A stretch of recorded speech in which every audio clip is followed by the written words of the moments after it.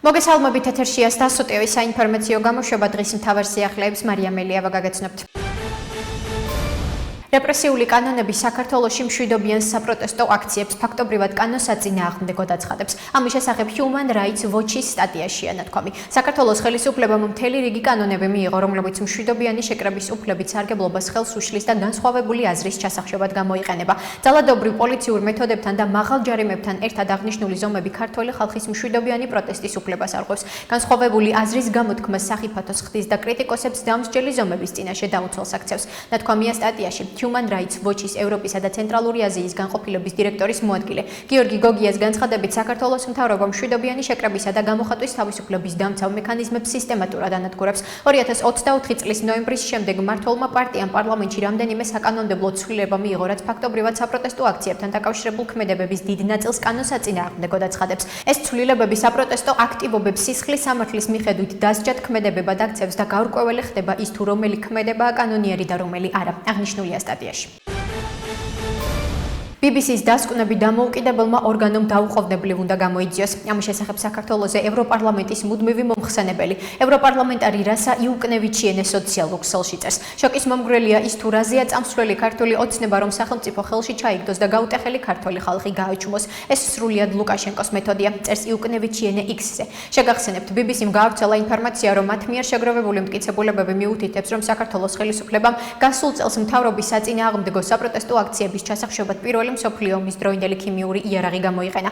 როგორც BBC წერს, საქართველოს მთავრობის მიერ ევროკავშირში გაწევრიანების პროცესის შეჩერების წინააღმდეგ მებრძოლი დემონსტრანტები სხვადასხვა სიმპტომებს უჩიოდნენ, მათ შორის თვალების წვას, ქოშინს, ხველასა და ღებინებას, რომელიც კვირების განმავლობაში გაგრძელდა. BBC-ს ცნობითვე ესაუბნენ World Service-ის ქიმიური იარაღის ექსპერტებს, საქართველოს სპეცრაზმის წარმომადგენლებსა და ექიმებს და აღმოაჩინეს, რომ მტკიცებულებები მიუთითებს იმ აგენტის გამოყენებაზე, რომელსაც საფრანგეთის სამხედროებმა კამიტი უწოდეს.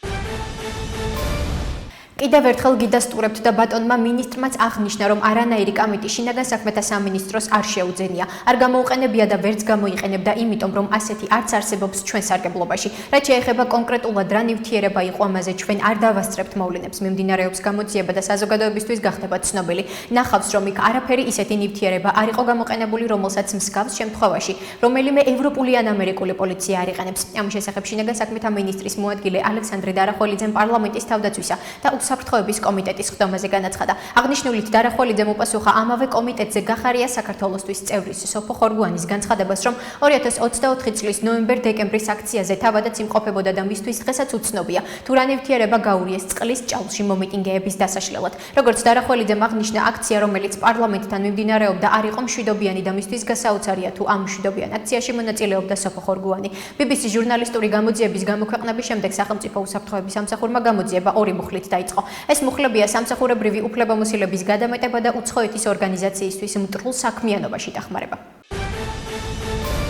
პრესის საერთაშორისო ინსტიტუტი შეშფოთებულია ჟურნალისტებზე ქიმიური ნივთიერების პოტენციური ზემოქმედების გამო, რომელიც სავარაუდოდ საქართველოს სამართალდამცავმა ორგანოებმა საპროტესტო აქციების დასაშლელად გამოიყენეს. განცხადებას პრესის საერთაშორისო ინსტიტუტი ავრცელებს. IPI შეშფოთებულია ჟურნალისტებზე ქიმიური ნივთიერების პოტენციური ზემოქმედების გამო, რომელიც სავარაუდოდ საქართველოს სამართალდამცავმა ორგანოებმა საპროტესტო აქციების დასაშლელად გამოიყენეს, რაც BBC-ს ბოლოდროინდელი გამოძიების შედეგად გამოვლინდა. გამოძიებამ მტკიცებულებებით აჩვენა, რომ მთავრობამ გასულ წელს სამთავრობო დემონსტრანტების დასაშლელად პირველი მსოფლიო ომის დროინდელი ქიმიური ნივთიერება გამოიყენა, რაც სავარაუდოდ ჟურნალისტებზე, რომლებიც აქციებს აშუქებდნენ, ზეგავლენას მოახდენდა. ნათქვამია განცხადებაში. განცხადებაში აღნიშნულია, რომ პრესის საერთაშორისო ინსტიტუტის მონაცემებით 2024 წლის ნოემბერ-დეკემბრის საპროტესტო აქციების დროს თავდასხმა სულ მცირე 91 ჟურნალისტზე განხორციელდა. ჩვენ საჯარო თუ კერძო უნივერსიტეტში უკვე ჩარიცხულ ყველა სტუდენტს უზრუნველყოფთ დაფინანსების იმავე მექანიზმით, რომელიც აქამდე იყო მათთვის შეთავაზებული. 2026 წლიდან კი სახელმწიფო უნივერსიტეტებში ჩარიცხულ ყველა სტუდენტს სწავლას სრულად დაუფინანსებს სახელმწიფო, ანუ მათთვის სწავლა იქნება უფასო. განაცხადა საქართველოს განათლების, მეცნიერებისა და ახალგაზრდობის მინისტრმა გივი მიქანაძემ. მინისტრის თქმით, ის რომ უმაღლესი განათლების რეფორმა მეტად ორიენტირებულია სახელმწიფო უნივერსიტეტების მხარდაჭერასა და გაძლიერებაზე, არ ახალია და რეფორმის დაანონსების დღიდან არის ცნობილი მშობლიური საზოგადოებისთვის, მათ შორის უნივერსიტეტების წარმომადგენლებისთვის. რაც შეეხება კერძო უნივერსიტეტებს, სტუდენტები, რომლებიც მომდევნო სასწავლო წელს კერძო უნივერსიტეტებში ჩაირიცხებიან, სახელმწიფოსგან საგრანტო მხარდაჭერას აღარ მიიღებენ. კიდევ ერთხელ განვმარტავთ, რომ უკვე ჩარიცხულ სტუდენტებზე მეორე, მესამე, მეოთხე კურსის, აგრეთვე მაგისტრატურის სტუდენტებზე შეზღუდვა არ გავრცელდება და მათთვის დაფინანსების არსებული კომპონენტი ძალაში დარჩება, აღნიშნა მინისტრმა. საგულისხმოა, რომ ყველა ის უცხოელი სტუდენტი, რომელსაც სურს სწავლა საქართველოში, შეძლებს ჩააბაროს კერძო უნივერსიტეტებში. მოგეხსენებათ, დღეს მოქმედი 64 უმაღლესი საგანმანათლებლო დაწესებულებიდან მხოლოდ 19 არის სახელმწიფო, ხოლო 45 კერძო. შესაბამისად, მათ თავისუფლად შეეძლებათ არჩევანი გააკეთონ და სასურველ კერძო უმაღლეს საგანმანათლებლო დაწესებულებაში სასურველ პროგრამაზე გააგრძელონ სწავლა, განაცხადა მინისტრმა, რომლის კომენტარსაც სამინისტრო ავრცელებს. ბიძინა ივანიშვილი ფორმალურადაც და არაფორმალურადაც დასანქცირებულია. ასე გამოეხმაურა თბილისის მერი კახა კალაძე საფრანგეთის ეროვნული ასამბლეის მოთხოვნას ბიძინა ივანიშვილის დასანქცირებასთან დაკავშირებით. კალაძის თქმით, ივანიშვილისა და მისი ოჯახის შანტაჟი დღემდე მიმდინარეობს. ბიძინა ივანიშვილი ფორმალურადაც და არაფორმალურადაც დასანქცირებულია. ის შეტევები, რაც ამ ადამიანისა და მისი ოჯახის წინააღმდეგ ხორციელდება, ყველამ კარგად იცის. დღემდე მიმდინარეობს მისი შანტაჟი, ამაზე ბევრჯერ გვისაუბრია, განაცხადა კახა კალაძე. ცნობისთვის, საფრანგეთის ეროვნული ასამბლეის ევროპულ საქმეთა კომიტეტმა საქართველოს შესახებ რეზოლუცია მიიღო, რითაც საფრანგეთის მთავრობას მოუწოდებს მხარი დაუჭიროს ივანიშვილისა და მისი გარემოცვის წინააღმდეგ ბიზნობრივი სანქციების დაწესებას. 3 დეკემბერს გამართულ სხდომაზე საფრანგეთის ეროვნული ასამბლეის ევროპულ საქმეთა კომიტეტმა მხარი დაუჭირა რეზოლუციის პროექტს, რომელიც გმობს საქართველოს მთავრობის არალიბერალურ და ავტორიტარულ უკუსვას და საქართველოს ევროპული მომავლის მიმართ მხარდაჭერას ადასტურებს.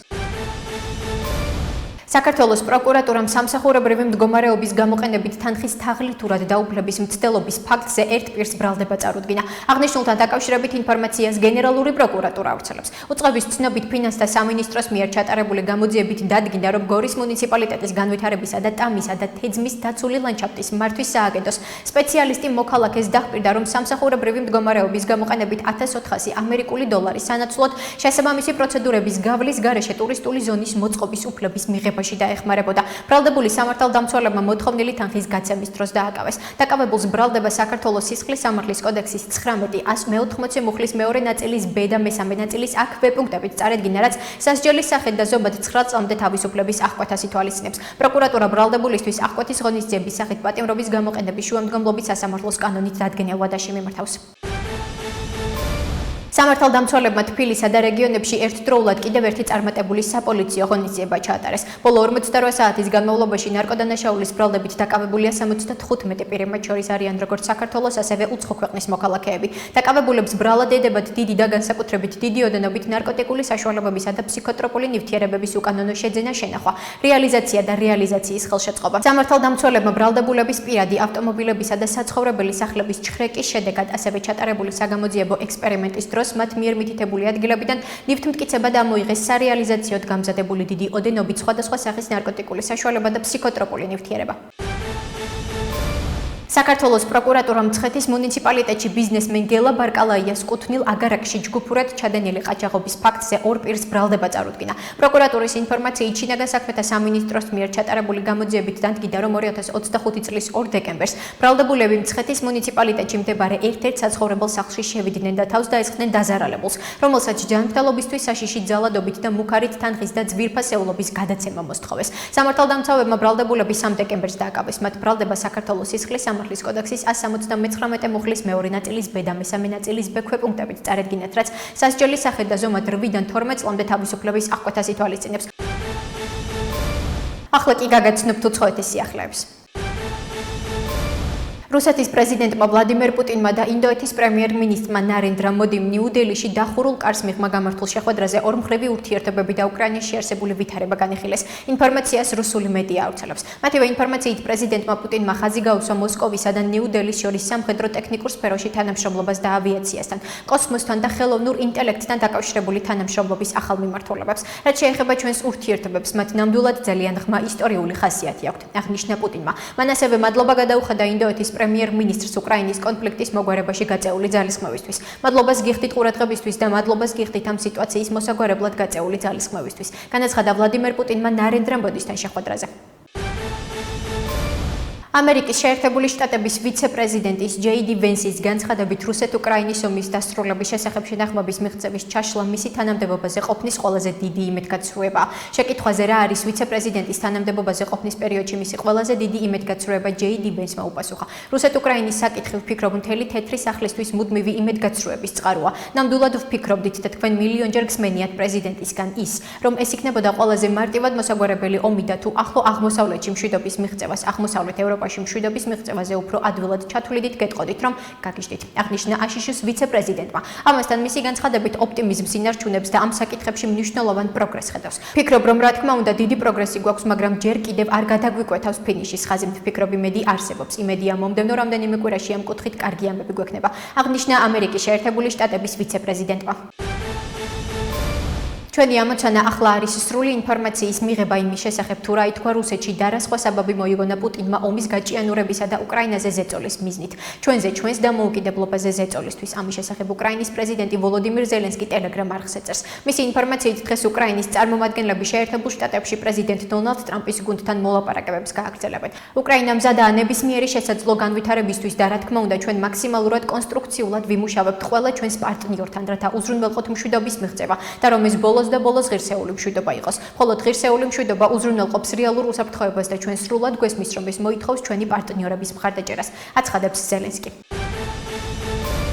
უკრაინის პრეზიდენტ ვოლოდიმირ ზელენსკის ირლანდიაში ვიზიტის დროს მის თვითმფრინავს უცნობი დრონები აიდევდნენ, თუმცა ამ ინციდენტს ვიზიტზე გავლენა არ მოუხდენია. უკრაინული მედიის ინფორმაციით ამის შესახებ უკრაინის პრეზიდენტის მრჩეველმა კომუნიკაციების საკითხებში დმიტრო ლიტვინმა ჟურნალისტებს განუცხადა.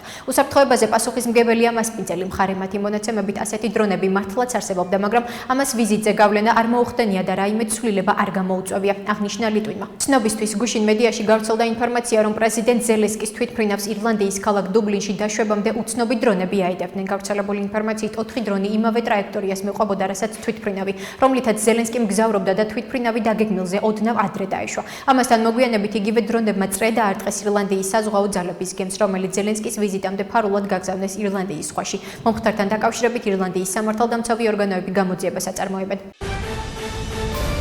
პენტაგონის განცხადებით ამერიკის შეერთებული შტატების სამხედროებმა კიდევ ერთი დარტყმა განახორციელეს ნავზე, რომლითაც ნარკოტიკები გადაჰქონდათ. პენტაგონის ინფორმაციით დარტყმის შედეგად 4 ადამიანი დაიღუპა. დაზვერვამ დაადასტურა, რომ ნავს უკანონო ნარკოტიკები გადაჰქონდა და აღმოსავლეთ წყნარ ოკეანეში ნარკოტრაფიკინგის ცნობილი მარშრუტით გადაადგილდებოდა.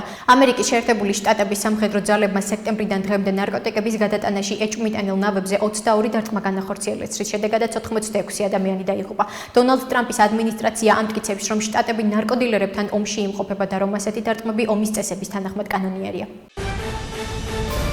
ასეთი იყო მიმდინარე სიახლეები მომავალ შეხვედრამდე.